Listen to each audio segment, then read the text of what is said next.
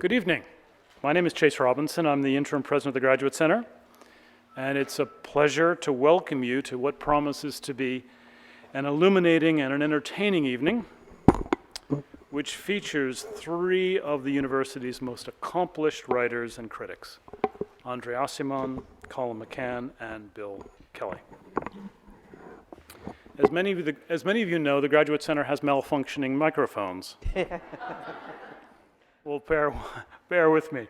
As many of you know, the Graduate Center is a graduate school of arts and sciences, a center for applied and theoretical research, and a platform for performance, conversation, and public debate. As a community of students and scholars committed to the idea that learning is a public good, we regularly offer public programs that feature eminent thinkers, cultural leaders, and distinguished artists addressing some of today's most pressing issues. Tonight's event is the second in a series of Chancellor's Conversations led by Interim Chancellor Bill Kelly. Designed to highlight the work of our distinguished faculty, the first of these took place on November 13th, and it featured Janet Gornick, Professor of Sociology here at the Graduate Center, and Branko Milanovic, Visiting Presidential Professor, also here, in conversation about income inequality. Tonight's conversation is art and craft, teaching writing. Our speakers will address writing, creativity, and pedagogy, including the perennial question of how one effectively teaches good writing. To help us understand these issues, we're fortunate to have two of contemporary literature's most accomplished and distinctive stylists, both of whom are committed teachers, and they'll be in conversation with each other and with our esteemed moderator. First, I'm delighted to introduce the Graduate Center's own André Aciman, a distinguished professor of comparative literature and director of our Writers' Center. Professor Aciman is a memoirist, essayist, novelist, and a scholar of 17th century literature. His work has appeared in The New Yorker, in the New York Review of Books, in the New York Times, in the New Republic, and Paris Review, as well as in many volumes of the Best American Essays. Professor Aciman is the author of the Whiting Award-winning memoir Out of Egypt, of False Papers, Essays in Exile and Memory, and Alibis, Essays on Elsewhere. He's also written 3 novels, Harvard Square, 8 White Nights, and Call Me By Your Name, for which he won the Lambda Literary Award. He received his PhD in comparative literature from Harvard University. It's also my pleasure to welcome Colum McCann, Distinguished Professor of Creative Writing at Hunter College.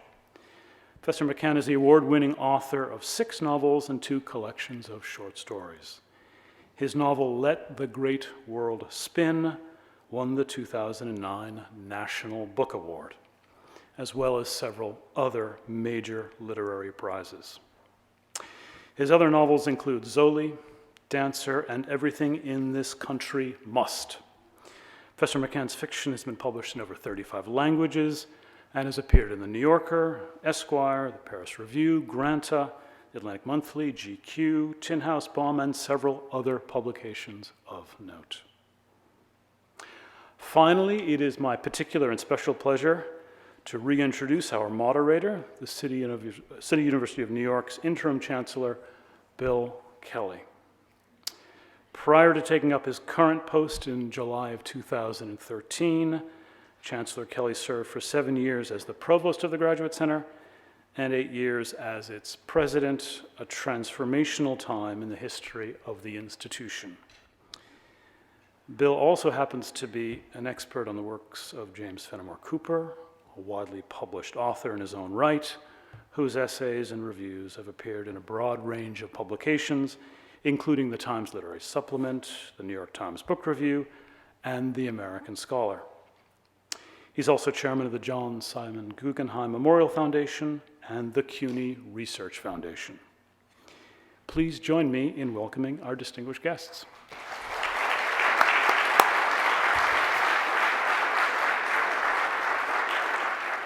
Thank you, Chase, for those kind words. Thank you all for being with us this evening. I've been looking forward to this evening for a good long while. Always nice to be here, but particularly good to be here in the company of such extraordinary writers and friends. The intention of the series, as Chase said, is to highlight some of the remarkable teachers, writers, and scholars who compose the CUNY faculty.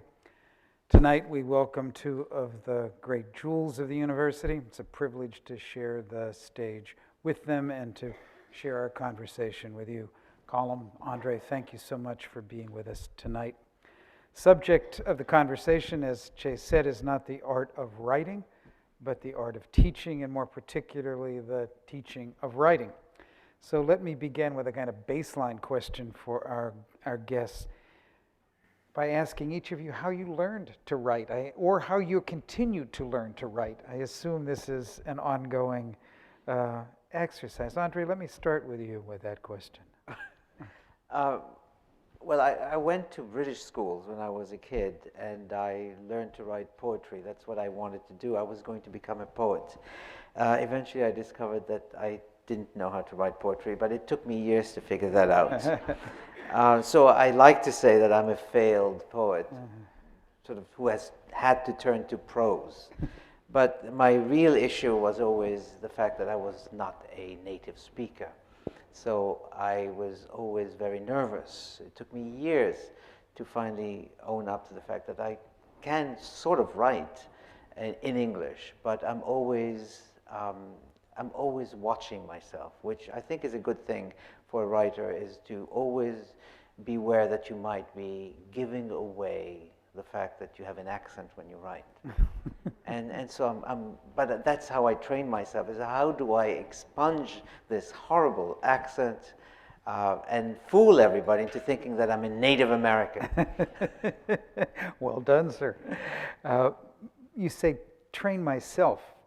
Is that how you learned? Yes. Or Nobody taught me. It was basically, you read a book and I think it's how we all do everything. You read a book and you fall in love with the author and you find yourself imitating the author without even knowing it. Then you read another author who hated that one, and you end up writing like this other guy. Okay. So for a while I loved Turgenev, and so I was writing stories or pages that sounded like Turgenev, and eventually you stumble on someone who tells you, "Fool, why didn't you look at this sooner than you could have?" And for me, it was Catherine Mansfield. Oh. Of all the writers in the world, the one that finally sort of clinched it for me was Catherine Mansfield. What was it about Mansfield that you found so appealing? Well, she was Chekhovian, but that's not really what I liked. I like Catherine Mansfield because she had an eye for sort of very wry humor and a sense of very deep irony into anything involving human relationships. And I realized that that's who I am. I don't trust human relationships, and if I did, I would be fooled. And so how do I navigate this? And that's how I learned to write with that. That's remarkable. You know, I've been reading you forever, and I had never thought of but as soon as you say it, the light goes on. That's a remarkable thing to know. Colum, how about you? How did you come to be a writer? How did you learn to write? I'm still learning. That's the problem. Yeah. I was just thinking. You know, I grew up in Dublin, as you know, and my father was a journalist, and he was a features editor of a paper there. And he used to go out to the writing shed and hear him battering away. And one summer when I was 9, he came out, and we had those big rolls of paper, a la Kerouac, actually. And he handed me this manuscript. It happened to be a children's soccer book, and he asked me to read it for him. And I read it, and I had to give him some of the feedback. And I remember about a year later, or a year and a half later, in school, Mr. Kells in school, reading from the actual book that had been written in my dad's shed. And one of the characters, Georgie Good, who was based on Georgie Best, scored a goal. And like all the kids jumped up in the middle of the class. And I thought, well, that's kind of fascinating. That came out of nowhere. It came out of my father's shed. And I started working as a journalist. At a very early age. I was 12, and I'd go around all the local soccer matches and pick up the reports from the soccer matches and phone them in to a national newspaper. Can you believe that? A 12-year-old working for a national paper. And but I was surrounded by books, and I came to the United States at the age of 21 to sit down and write a book. I bought a typewriter, had that big roll of paper because I wanted to do the same thing. And at the end of a summer, I was in Hyannis, I had exactly 1.5 foot of gibberish. It was awful. And I realized at that stage that I had to get out and about and into the world because the stories that I had no stories to tell. I had the worst thing for a novelist, I had a happy childhood. Ah, you poor lad. I know. Remember, we used to laugh with Frank McCourt Of course. and say, Frank, you got all the misery. All the breaks, exactly. Tis. Yeah. Let me go from there to the next part of this. Having learned to write in these ways, or in the process, in the ongoing, continuing process of learning to write, how do you transmit that skill to students? The Iowa Writing Workshop famously says, everybody who writes about the teaching of writing quotes this line, says in the application that you fill out, writing cannot be taught, but writers can be encouraged. Is that a fair assessment? Can writing not be taught? It can only be encouraged. It assumes a certain innate skill that comes with that student to Iowa City. Has that been your experience working with students? My first lesson. When I get my students up at Hunter College, I sit them down, and on the very first night, they've done all this hard work to get in. It's a very hard program to get into. And I say, I'm not going to be able to teach you a thing. Right? And then their faces fall. I said, I don't know what plot is. Plot's juvenile to me. I don't really know how to talk to you about dialogue. But what I will teach you are the virtues of stamina, desire, and perseverance. And if you show me those things, I'm pretty sure, because you're all talented enough, that we will get through this. And basically what the writing program does for me, in a nutshell, it allows them to fail. And it's that great Beckett notion, no matter, try again, fail better. And so what they have is a comfortable environment in which to jump off the cliff and develop their wings as they're falling. Some of them crash. Let me ask about the comfortable environment in which to fail.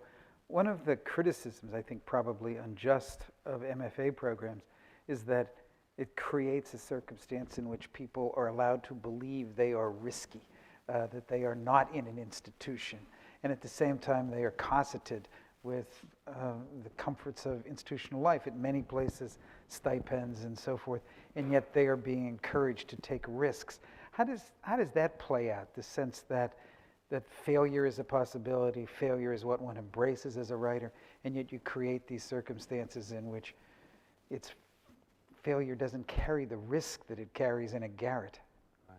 Well, I mean, just to sing the CUNY system for a while, every student I've ever had has never been entitled. And we don't get the sort of students who feel that they should be taught upon. And I hate that idea, come teach me. Yeah. I'm not a teacher, really. Come learn from me, yes, but don't, and so you have to create an environment where things are at risk, and and maybe push them to a place where they wouldn't have gone before. Well, what happens I want to get to Andre's take on this in a second, but what happens in your workshop, Colum, when someone comes in? How is it structured? I put towels at the bottom of the door, and I say all the blood that filters out into the corridor will be taken care of by somebody else. Seriously, I'm tough. So I hear. I'm very tough. But I tell my kids, and I call them my kids, even though they're not. They're in their 30s and 40s, some of them. That I will be as hard on them as I am on myself. But basically, they come in, 12 students, 6 first years, 6 second years, and we workshop 2 of their stories, and I try to be as honest as possible without destroying them completely, and then to build them back up as well. It's a complicated process, and you've got these lives in the palms of your hand, and I think about it a lot beforehand. 2 or 3 days beforehand, I start thinking about my workshop, what the temperature is going to be, what the atmosphere is that I'm going to create, and how I'm going to deal with some of these personalities. Understood. There's a great line about that from our friend Luke Menand, and when it's a piece from the New Yorker, he's writing about MFA programs, and he said, the workshop is a process, an unscripted performance space, a regime for forcing people to do two things that are fundamentally contrary to human nature. Actually write stuff, as opposed to planning to write stuff very, very soon, and then sit there while strangers tear it apart. That's the thing that I've always found so intimidating. What's your experience of the workshop? And you've taught creative writing as a workshop, undergraduates as well as graduate students, and you run the Writers Institute. Talk a little bit about the workshop experience, and then let's talk about the Institute. Okay. First of all, I've taught undergraduates, I've taught graduates at NYU, I've taught high school kids, and I've also taught grade school kids. In other words, some smart principal said, you're a writer, why don't you come and teach our kids? And so I'm teaching fifth graders how to write. And so I can only teach them a couple of things. One of the things I like to say is that I ended up realizing that I'm a terrible, terrible teacher of creative writing. I should never be put there, and I will never put myself there ever again, because I'm not good. I can only understand one writer, and it's me. And I cannot force somebody to write the way I do, and sometimes I'm not interested in finding out what somebody else's needs are as a writer. They have to be writing the way I do, and when I read their stuff, even when I read their applications, I'm there sort of already correcting the wrong use of a word, or this is an ugly word to use. Nobody thinks of ugly words any longer. So in a sense, I find myself interfering in ways that are not constructive. So what I've done is I've recused myself from that, and in opposition to that, I've basically found ways to find some great writers and to put them at the Institute, which basically hires just editors. We don't hire writers, we just hire editors. Talk a little bit about that concept, because it's a very different notion from an MFA creative writing program. Totally. Well, I've been very lucky, because though I tend to sound Empyrean in my attitude towards writing, I am an extremely wonderful writer to work with if you're an editor. And because I assume that you know English, and I don't, I'm just faking it. You're correcting, and they still do. They still find I get all the prepositions wrong all the time. And any foreigner will always get the prepositions wrong. And so initially I met all these wonderful editors who gave of themselves and would say, I mean, some editors will say, yeah, this is fine.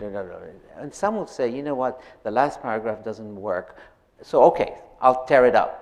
No, it has a good moment. Well, why don't you move it 3 paragraphs before the end, and then it will work. And I love the generosity of an editor, because an editor does this all day long.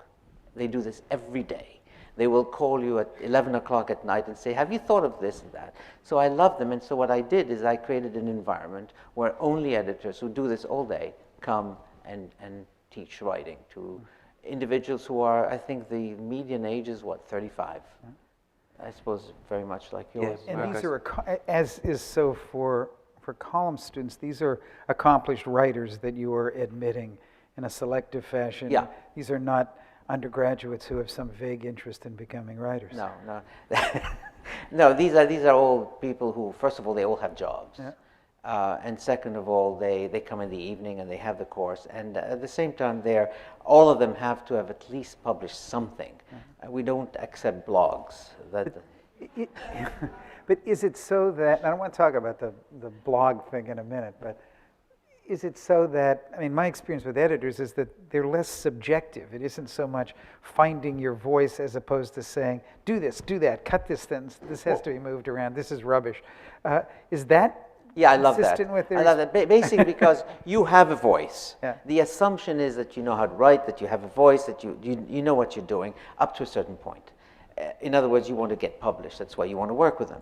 But they also are what I call surgical. They'll get into the piece and they might tear it apart, but they will salvage it. There's no such thing as an editor who's going to spend 2 minutes on a piece that they intend not to publish. Right. So if they do that, they're doing it out of courtesy. Oh. But basically, the thing is damned and it's not good. But the mandate for them working in the Institute is to engage in that Yes. kind of tough-minded salvage exercise. Yes, and in fact, the workshop is such that nobody's really supposed to talk. The teacher, the editor, he's there for 2 hours to do this. He doesn't have to, and if you want to talk, then you do it on your own time. They all go to drinking afterwards. Well, so- let me follow this. I mean, if the model there is suffer and be still, Yeah. and that's not the model in most creative writing workshops, correct me? What's your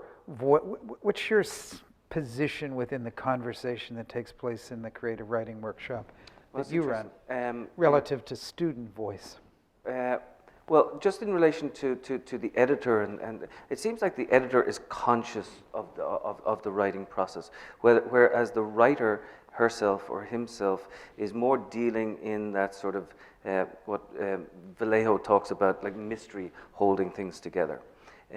So for the writer in the workshop, you have to be both an editor and that person who's guiding that mystery along. And that's interesting because I have 12 students. I know Peter Carey, who's my colleague, he has a little egg timer, and he brings it into class, and he'll have a 3-minute egg timer, and he gives them 3 minutes to talk, and that's it. When the last grain of sand finally falls down, that's it. I don't. I get one of these like for that. the meetings I go to. Fabulous idea. But what I do, I'm sort of scattershot. It depends on how the story is. But I will take up about half of the class and give the students about half of the class on their own. And we too go out afterwards. We don't have to. But I find that a lot of the learning, now these are all graduate students, so there's no 21-year-olds. That a lot of the learning takes place in the pub afterwards. And also, I have to say, it's really hard to get your stuff workshopped. And I really feel for these people. You're under a light. They're not allowed to talk. Everybody else talks, and they're not allowed to talk. Now, I got workshopped a couple of times only in my life when I was an undergraduate student, and I went to the University of Texas, and I went to their MFA program. And it was the worst experience of my life. One of my short stories that I like very much, and I still like to this day, got workshopped and nobody got it. And I came out of there so wounded, thinking, I thought somebody ran out of the class afterwards and said, I really like that story. I said, why didn't you say that in class? But for me, that process, you've got to look after them. You've got to be careful. Well, that's what I wanted to ask both of you in this regard. I mean, the wounding piece, the towels to keep the blood from flowing out into the hallway. I mean, for this to have consequences, you're both saying there needs to be a level of honesty and, to some extent, an honesty that borders on the brutal in these exercises. Every time I think about writing workshops, I think about that Hawthorne story, The Artist of the Beautiful, where this guy makes this little mechanical butterfly to take to the woman that he's loved, and she's married someone else and has a baby, and he takes this gorgeous piece of machine about, and the butterfly floats up, and her son reaches up, smashes the butterfly, and there's a million pieces. And it's a meditation on Hawthorne's own experience as writing, among many other things. How do you protect them while at the same time you are doing them the service of being honest about your sense of the weakness, strengths of their prose? Yeah, I just do it. I think this is how I want to be treated myself, and I know that they'll come back to me even if I'm tough on them. I got an email today from Phil Cly, who's written that book Redemption that Michiko Kakutani just praised in the New York Times. He's a Marine. He came into the class, and I said, Phil, I'm going to knock the edges off of you. Yes, sir, he says. And at the end of the 2 years of workshop, Phil had grown a beard and he had long hair and was sort of relaxed, and there was no more yes sir going on. But I was tough on him, really tough on him. I called him out on some of his tricks that he was doing a few times, called him out in class, in private. I forced him to write a particular story called OIG, which is all about acronyms in war. But he did it, and he listened, and I knew he was listening. And he developed those virtues. Well, he already had them, that desire, that sense of stamina, tough guy, and that perseverance. And I knew, okay, with all of those things, and the talent and the stories that you have to tell, I can afford to be tough on you. Whereas with other people, they're more fragile, and I have to be, you know, I teach 12 different, I have 12 different programs. I have 12 students, I have 12 different programs, different ways to look after them all. That's because, quite frankly, I love them, I do. And these people become my friends later on. Hopefully they'll become my colleagues, because hopefully they'll publish a book. I think we're the only program in the country, in fact, that has 1 year we had 100% success rate with publishing novels. It is a remarkable program, just an wonderful faculty. We're so lucky, so lucky. Your experience as well, Andre, with, I mean, with egos? you're such a sweet and gentle man in so many ways. It's hard for me to imagine you crushing people's dreams, but... No. Well, ask them, I don't know. No, actually, the attitude I have is the same one that people have had with me, editors in particular, is they may accept the piece. And, you know, editors will say, you know, we love this piece. Oh, the job is done. No, it hasn't been done at all, because now the painful part starts. And there's 2 degrees of pain. There's pain that basically attacks you as an individual, that you feel, I'm just shattered. There's nothing of me left here. And that's one kind of pain that you don't want to have happen. You want to obviate as much as you can. But then there's also the pain of, oh my God, there's like hours left to do this thing. I've got days and weeks maybe to finish this piece the way they want me, and then the next thing you know, you've spent the weeks redoing something, and they have another version that you need to redo. And that's the model I go for. It's, in other words, at the Institute, the idea is the assumption is the piece is viable. Now you have to fix it. And everybody knows that fixing is not necessarily a destructive thing about you as a human being. It's just going to take time. And if you're willing to put the time, just the sort of raw time factor into a piece, then it might come to something. And that's the assumption that you have to make. I'm not saying you're a bad person. I'm not saying you're a bad writer. I'm just saying that this piece needs work. And we'll go with that. And people, once you've, so those are the terms, it's really easy. Nobody's hurt. Your success rate, too, in terms of having people publish the work has been extraordinary. Yeah, we've published a bit everywhere, and we have book contracts and so on. So this is good news, but they're working with editors who, you know, come in. They come in for 2 hours, each one 2 hours, and then they have no office hours. There's none of that stuff, no hand-holding, no private seminars, not 2 hours. It all happens in those 2 hours, so you might as well make the best of it, because they're gone. They have to do more editing for their own publishing firm. Can I come in and get some editing done? Anytime you want. It's so great. That's such a fantastic program. I have to tell you that my main editor is my wife, and she's fantastic.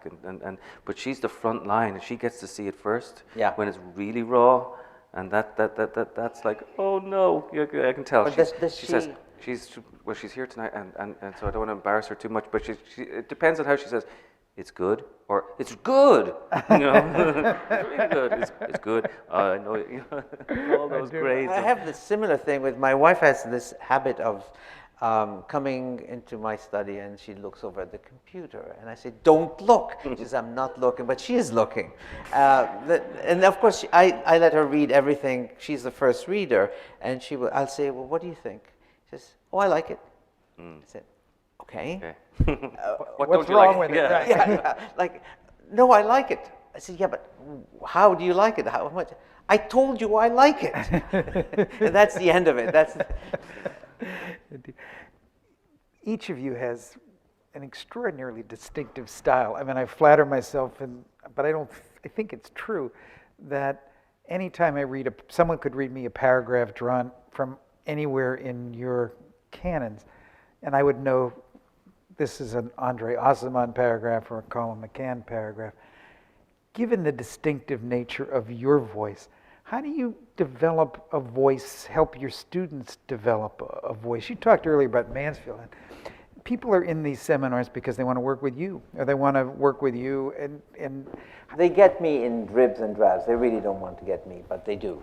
Well, how do you manage to help them develop a voice, particularly at a moment when, I mean, when I was a kid, you were always, if you were writing, you were told, you know, show, don't tell was always the model. And now it's develop your voice. How do you manage to teach voice when you're working? I mean, certainly in essays, one admires a voice, and it's at the heart of the writing of fiction. How do you address that, Colum? Yeah, voice is so important. There are certain universities where you will know that a student has gone through that particular university. I never want anybody to know from the texture of the language that my students use that they went to Hunter College. No way. Yeah. No way. And besides, myself and Peter have such distinctive literary styles, and Claire Massoud is there, and Nicole Krauss is coming. We're so lucky, we're so blessed with different distinctive styles. The thing is that the guys, the students have got to know that we get our voice from the voices of others. And this is a matter of reading, it's also a matter of listening. And then when you find that music, you just sort of know it. And you can feel, and that's when the student comes in. I talked to them about like Van Morrison going into a studio with a saxophone. Do you think he played Madame George like straight off the bat? Or did he play Astral Weeks? Did he make Astral Weeks straight off the bat? No, he had to shape that saxophone. He had to shape the sound. He had to make all sorts of mistakes. But then one day he went in and suddenly, the music was there. And even when he bends Madame George around in the subsequent recordings, 5, 6, 7, there's still that same voice. Right. That one that he does at the Hollywood Bowl version, which is very different from the Astral Weeks version, even though he's playing. That's a great point. I mean, that voice is there, that the music is there, even when there are variations rung on the theme. And for me, I don't know how you feel about this, but sometimes the terror is that I'm going to lose my voice. Or when I finish a novel, I've used up my voice and I have nothing more to give. And I have to wait generally like 6 months before I can start even writing again. I read a lot and that sort of thing. But I get terrified that I'm going to lose my voice. Yes, but are you scared also that you may lose that voice, but you may develop another voice? Oh yeah, but that one might be off key. But don't you think that every single work, every single piece has a different voice? Sure. It may have your signature on it, but it's a different voice. Sure. And I mean, what I'm afraid of is, and for me it's a sort of beleaguered thing, is that I may imitate my voice because it's comfortable. I know how to do that voice. Yep. I'll do it in a book review, I'll do it in an op-ed piece. It's the same voice, it's home, but after a while you say, okay, come on, aren't you tired of that voice? And in my case, the nostalgia in the voice is so recognizable that I don't want to write about nostalgia. I'm tired of exile, which is the other theme that people associate with me. And so I'm always trying to come up with a new voice, something a bit more raw and more, sort of, how shall I say, more jolty, because the music comes too easily. It's so nice to use the word raw. I was talking to my students last night about the fact that they have to scuff up their work, because it's all so nice. I was like, come on, no, make mistakes here, compress your sentences, lose the verb, be different and I love that, Fred, the scuffing up of the prose. It is consistent what you're talking about, Andre, the sense that you become so adept at that voice that it becomes, a kind of it becomes a routine. Well, it reminds me of Wordsworth, He could do that thing all his life, for 50 years. Right. He didn't write a single poem worth anything except for the prelude. But all the other stuff is illegible because it's boring. And for him, it came so natural. A sonnet, no problem. Right, exactly. Monosyllables all over the place. Right. How many times can you read the prelude, right? No. Exactly. Let me ask you about something, Andre, that goes away from the notion of repetition. You've written that a writer must have what you call a hidden nerve, some extra sensitive chamber to explore, and yet it's the first thing every writer learns to sidestep. That's really quite a remarkable notion. How do you help students find the hidden nerve and not sidestep it? Well, I mean, they all think, I mean, put it this way, there's a monster in the room and nobody mentions it. The idea is that everybody comes with an idea. There's a particular kind of American writing that happens, which I find truly annoying. It's the driver in the truck rolling his cigarettes and stopping by a gas station and going into the bathroom, and something happens in the bathroom, and then he gets back in the truck and is gone, and that's the end of the short story. There's a kind of sort of somber, Raymond Carver-esque kind of well, thing? I don't like it. And so everybody comes, many people, not everybody, but many people come with a variation of that sort of brutal world that seems so real and so in your gut. And I find it tiresome. So one of the things I do for anybody, it could be in a literature class, it could be in a creative writing class, is to go back to the classics. Because the classics, they don't have trucks, they don't have gas stations. We avoid those. And what you want to do is you want to show them how particular writers have gotten around to doing something that's almost belletristic. And it could be quite raw, but it has to be nice. Do you associate that kind of generic story with MFA programs? I mean, I mentioned Carver because Carver attended 6 different graduate creative writing programs across time. And sometimes when I read contemporary short stories, a whole lot of them sound like these are folks who have so immersed in the world of Carver that, but it's not really Carver, it's being immersed in the kind of... That's right, because Carver was brilliant. Exactly. Brilliant. No, I'm a huge fan. And the copying is always the part where it goes wrong. But I have trouble. I really have trouble because I think that there's one author who has dominated American letters, and therefore the world letters, because America dominates everywhere, and it's Hemingway. Yeah. And Hemingway is a disaster. I mean, he's superficial, annoying. I cannot stand him. He says very nice things about you. He has always said so. No, just you want to know what I think about him? I'll tell you what I think about him. He said, you know that Aciman, now there's a writer. Well, see, he's involved in this. No, it's just there's a particular way of wanting to be Hemingway and wanting to espouse the values of Hemingway, the masculinity. And I brought this on purpose because this is one of the books that has ruined American letters. Okay? Oh, if you the see elements of style. It's the elements of Strunk and White. If you want to be a journalist, yes, you need it. If you want to be a fiction writer, just throw it. It has the worst possible advice to give a writer. But anyway, it's either that or Hemingway. And so you find that the whole magazine business is cornered by these two voices. And you can't get away from it, and you have to get away from it. I mean, imagine James Joyce with Hemingway on one hand and Strunk and White on the other. It would put a crimp in. It would be terrible. We would have no Finnegans. There's nothing. Yeah. But let me spin this to Colum and cite you as well. This is that interview you did with Alexander Heman, in which you said, so much of the writing of the past few years, so much of what garners praise is housebroken and so very well behaved. Goes to scuffing. Want to see a lot of books? Want to sell a lot of books? Write about prep school or the creative writing program. There seems to be an exhaustion around the narrative form, at least until recently. How do you get your students to tell better stories, not to tell the same story? At least that was what I took from that remark about the kind of the need to go away from the housebroken writing. Right. See, so many of us, I think, are coming indoors. We're closing the curtains. We're sitting down. We're not,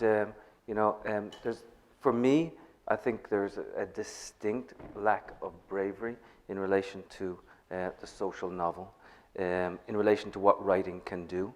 There's a sort of exhausted quality that comes out of many MFA programs, saying that you have to, achieve the art of it and forget about the message of it.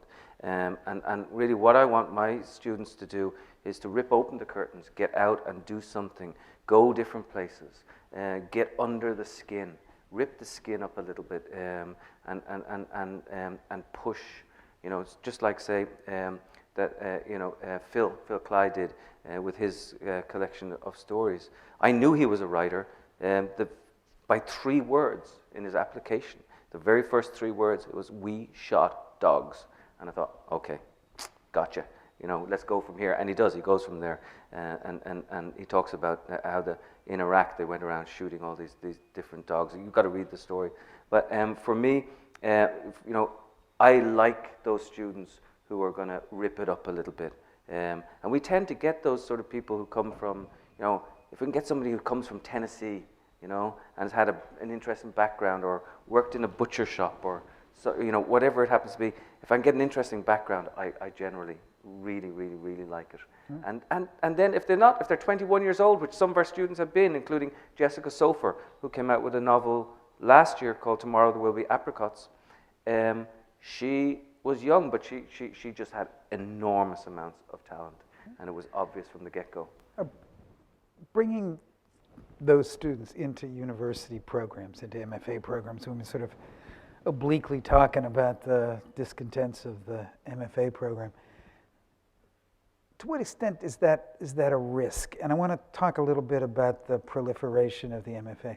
For really, the teaching of creative writing just goes back to the 1920s, but never as a separate undertaking in those days. It was part of what one did in an English department or a language department to understand how literature worked, rather than with the intent that this was to produce writers. And you know, academics have always been somewhat suspicious of and territorial about admitting writers into their ranks. I think the most quoted version of this is when Nabokov was proposed for a chair at Harvard, and Roman Jakobson objected, and he said, "What's next? Will we appoint elephants to teach zoology?" And things have changed from those days. In the early 80s, there were 80-degree programs in the United States in creative writing. Today, there are more than 1,000.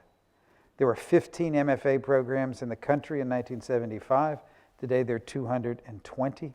There are 37 PhD programs in creative writing. No idea what that's about. But despite the popularity of these programs and their proliferation, that debate continues about whether it is useful, if you wish to be a writer, to go to a program. I mean, there's that new anthology that comes out of the Chad Harbach essay, MFA or NYC, or it's called NFA versus NYC. What's the best route to becoming a writer?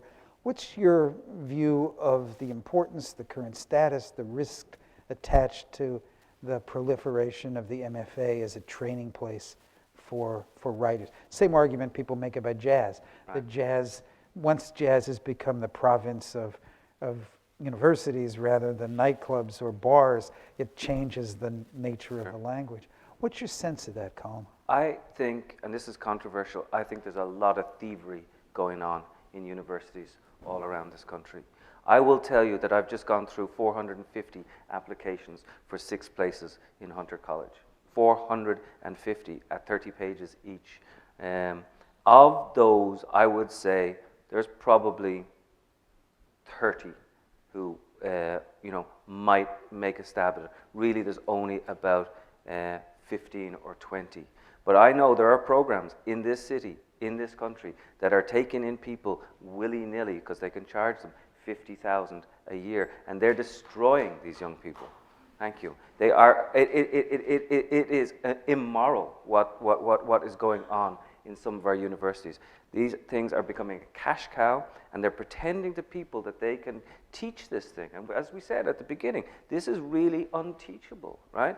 And I feel really badly for a lot of these people. Hopefully, though, they'll learn something in the process. If they've got good teachers and they can go into editing, magazines, advertising, and so on.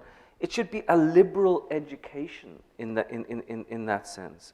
But there are certain programs, like your program, I believe my program, like Brooklyn College, places like that, who are actually doing, I think that they're doing the right thing, and they're trying to shape writers. But there are other places in this country, and somebody should expose some of the stuff that's going on. André, what do you think about the... I agree, there are cash cows, and but you have to understand the point of view of the student And also we forget the parent of the student, because the parents want to see their son or daughter do something. They want to become writers. Okay, then if you want to be a writer, go to an MFA. And what do you get at the end of an MFA? You get an MFA. And what do you do with an MFA? You get to teach at a lower level college. And so the whole thing sort of is, there's repercussions of the same thing. And the parents feel, okay, well, we'll give you 2 years. You're going to be costed for 2 years. You'll be in a particular world and you'll be protected from whatever it is that we're scared you might do otherwise. And the next thing you know is they're done, and then now they're going to be teachers. Nobody is going to publish them because there's no guarantee that they have been in any way prepared for that. And that's camouflage. And What about the other side of the equation, Andre? That MFA programs have become employment venues. Oh yeah, Well, that's absolutely right. Well, in other words, you go to a sort of 2-year college. They'll have their own sort of MFA teacher who's gotten an MFA, never published anything, and is now teaching composition. And that's how you end up with sort of these 3rd degree, 4th degree MFA people who can't find jobs, who cannot publish, but can sort of teach composition of one sort or another. Right. But we have another problem. I mean, it's not a problem, it's actually a total plus for us in the Department of Comparative Literature, which it's really fascinating. People come to comparative literature, they want to be scholars, they want to be academics, they want to teach literature, they want to write about literature, and we have an interview, and the interview goes on for half an hour usually.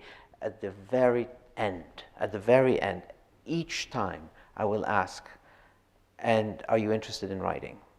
And out comes the answer. That in fact what they really want to do is to become writers, and that sometimes the easiest way to get there, or the more laborious way, is to become an academic. In other words, that's the other way to do it. You get a PhD and you still want to write, which is what I did, as opposed to getting an MFA, which guarantees nothing.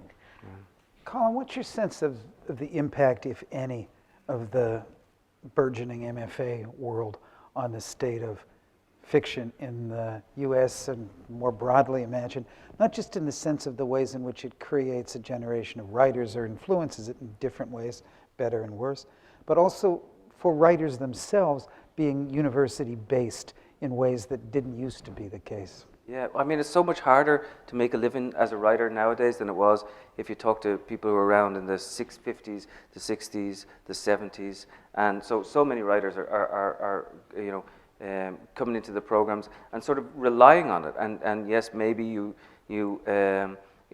fall into this university culture, and if you're not strong, you'll start writing about it, or you'll write away from what you were working on before.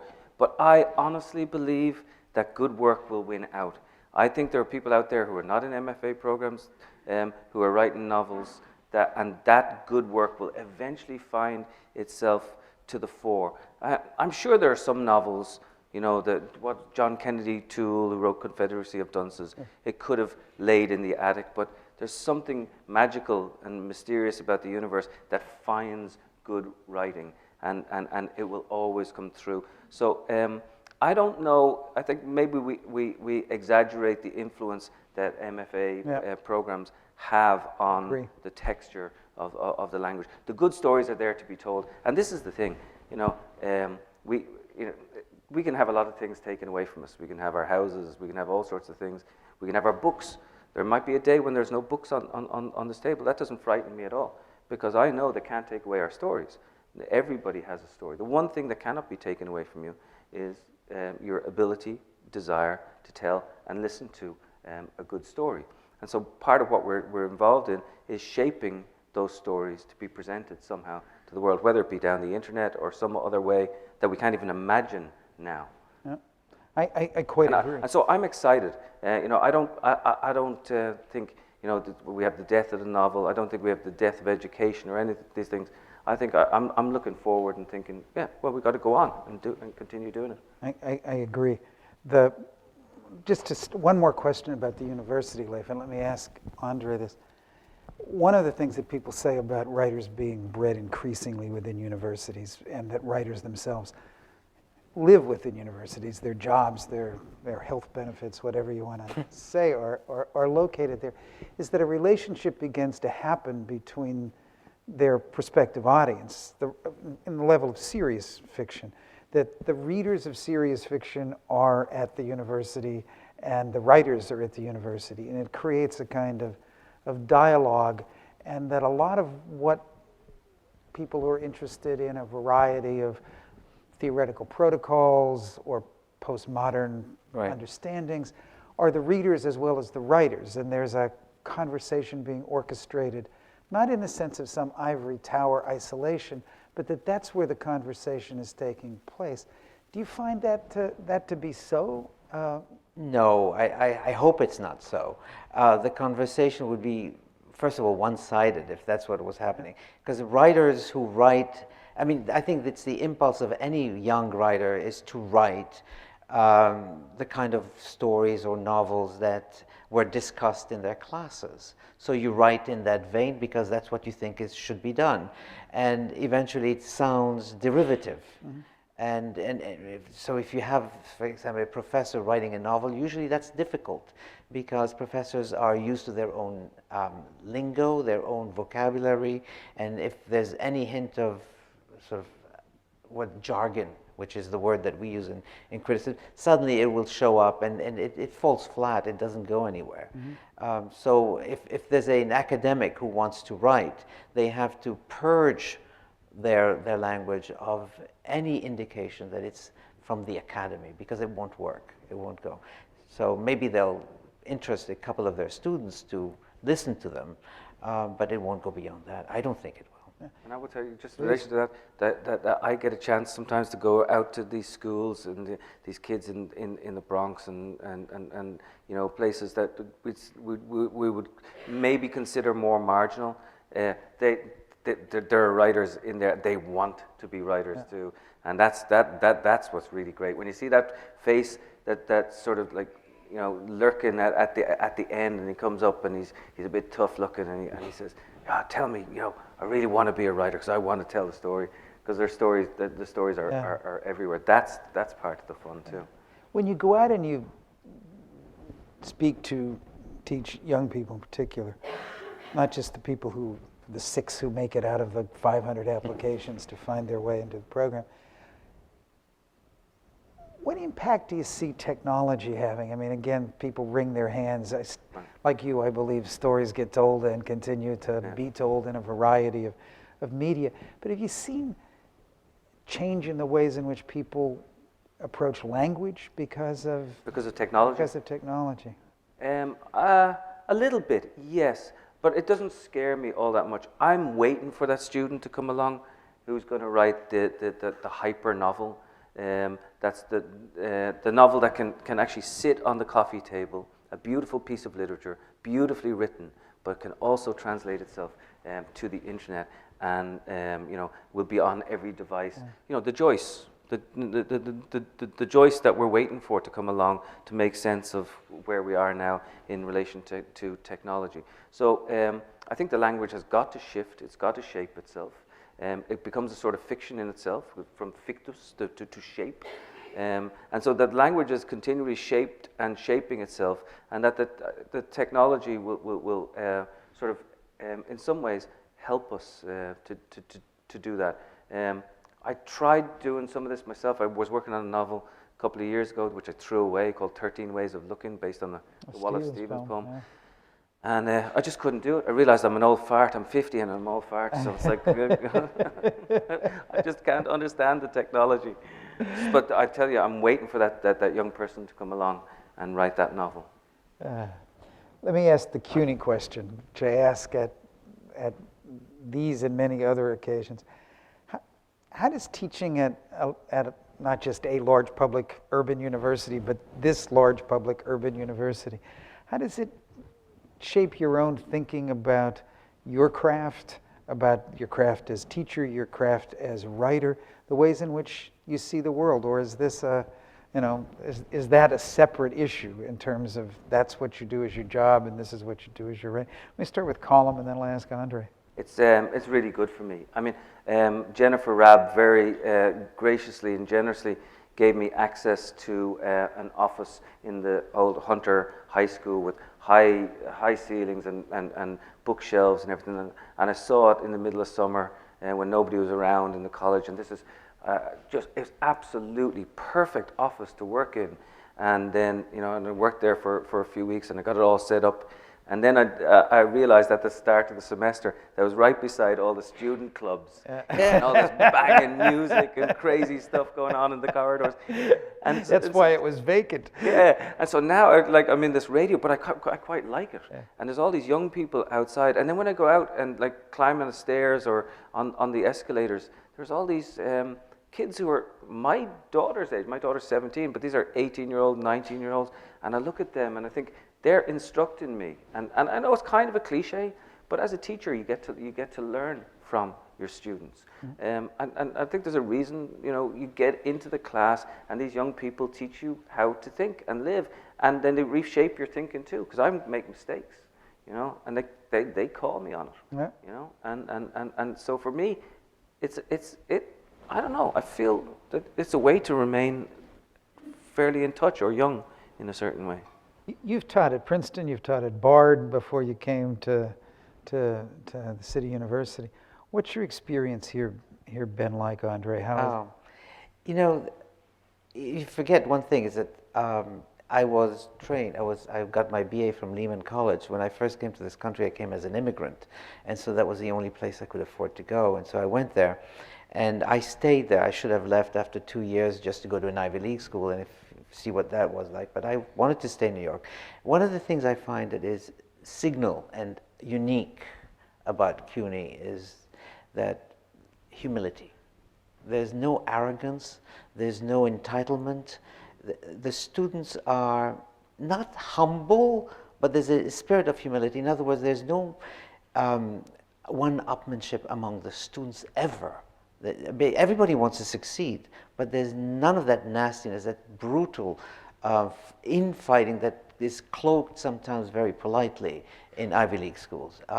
These are individuals who are here and they know how lucky they are to be here, because in many cases they're first-generation people, sometimes second generation, but it's not far behind. And some of them still speak the language that they spoke when they were born elsewhere. And we have this particularly with our Russian students who are amazingly gifted, cannot go anywhere else because they're here in New York, their families are here, their parents are here, and so but they want to stay here, and so they're here when they could have been working for the telephone company or one of those things, and so they're extremely lucky. And having them learning literature in that spirit is an amazing thing, and I don't think I would trade it for anything.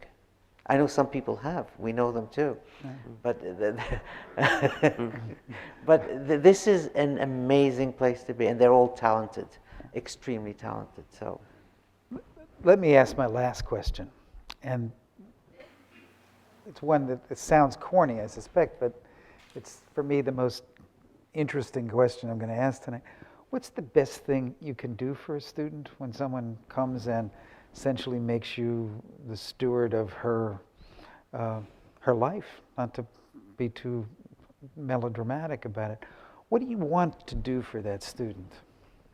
What I want to see, what I love is after 2 years, the graduation night is generally the first time I get to meet the parent, and I get to look at the parent and say, you know what, your girl, she's gonna write books, or your son, did this and achieved that, and so I look forward to graduation night when they read, and it's just a small reading. We get together in a room, and then they go out and we go out with the families, and they all, it's kind of like it's an ancient ritual to get together and eat and celebrate the fact that this person's gotten through all of this. So I think, bring that person in, look at her, look at him, and then 2 years later, maybe they'll have the guts of a novel. Maybe they'll have a whole novel written, or a couple of short stories. And I feel like, okay, that they've gotten something, and I don't know where they're going to go, but you're happy for them. Andre, you work with students both in the relatively short term in the Institute and in the much longer strain of the PhD in Comp Lit. What do you want to accomplish with the students you're working with? Well, I know myself. I know that I'm the only person I know well. And even then, we don't always speak to each other. But I look at myself, and I say this to almost every single student at some point or another. And it sounds so corny, but it's true. I came here, I had nothing. I mean, I had to do everything myself. And I didn't publish a book until I was in my late 30s, and my first article when I was 35, 36. So this is really late. And I said, and I had to sort of really overcome quite a few hurdles. And I say, look, if I can make it, anyone can. And really, and you have the stories. And if you don't need to have life experience to get the stories. You have them incubating in your head all the time. Just, look at me. I can make it. I teach full time. I write as much as I can. You want to be a writer? You want to teach? It's going to happen. And the best thing to do is to say, here is an example. Terrific. Somebody went to Lehman College, Ladies and gentlemen, please thank our extraordinarily generous guest. Thank you. Thank you.